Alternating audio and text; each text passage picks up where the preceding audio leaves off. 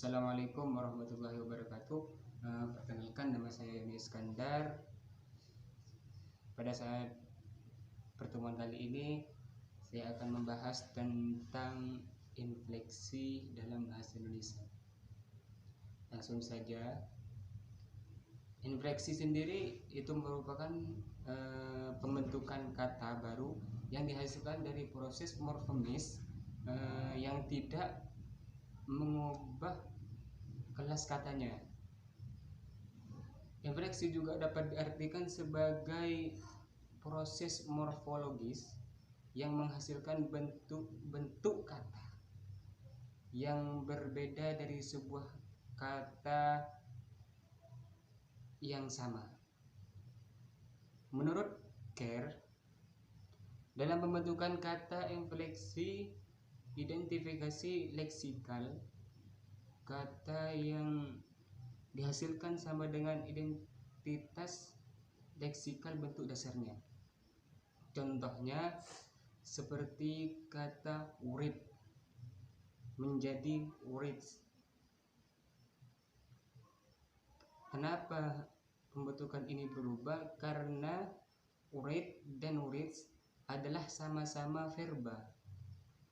Masalah kita pada hemat kami ada pembentukan kata membeli dari dasar beli adalah sebuah kasus infleksi. Dasar beli dan kata membeli sama-sama kata verba.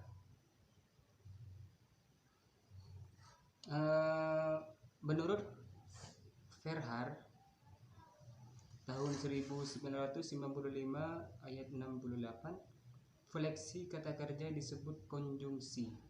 Fleksi kata benda, kata sifat, kata ganti disebut deklinasi.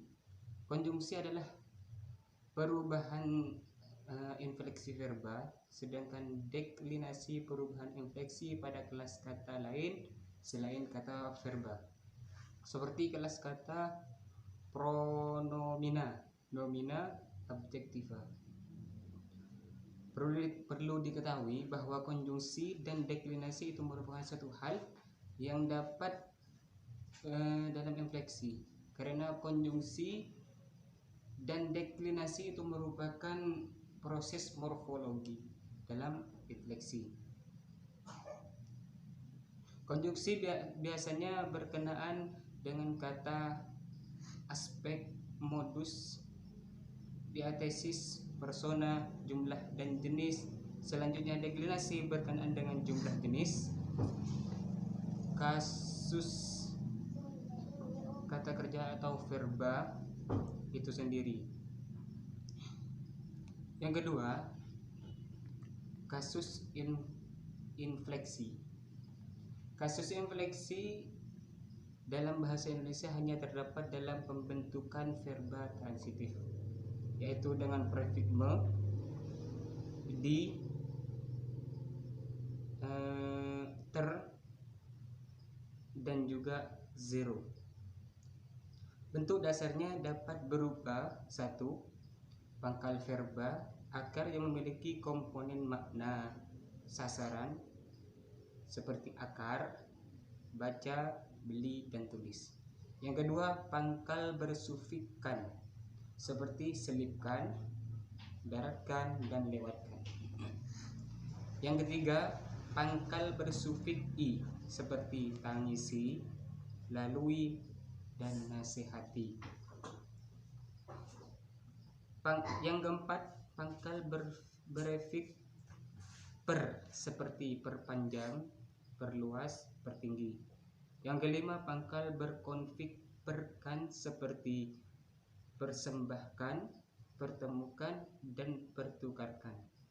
Yang keenam, pangkal berkonfiks per i seperti perbaiki, perbarui, persenjatai, dan juga lain-lain.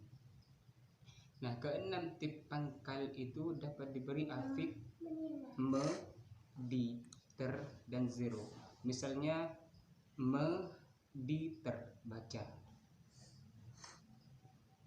me, di, ter, selipkan, me, di, ter, nasihati, me, di, ter, perpanjang, me diterpersembahkan, dan me diterperbaiki.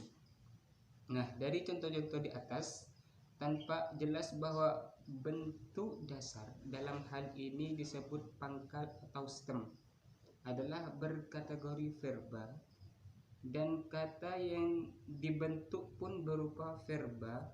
Afik mana yang harus digunakan tergantung pada modus kalimat yang akan dibuat.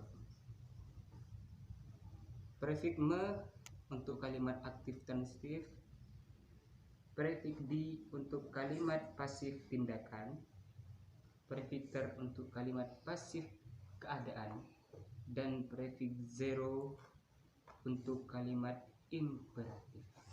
Cukup sampai di sini. Apabila ada yang belum paham atau belum mengerti, silahkan ditanyakan. Terima kasih. Wassalamualaikum warahmatullahi wabarakatuh.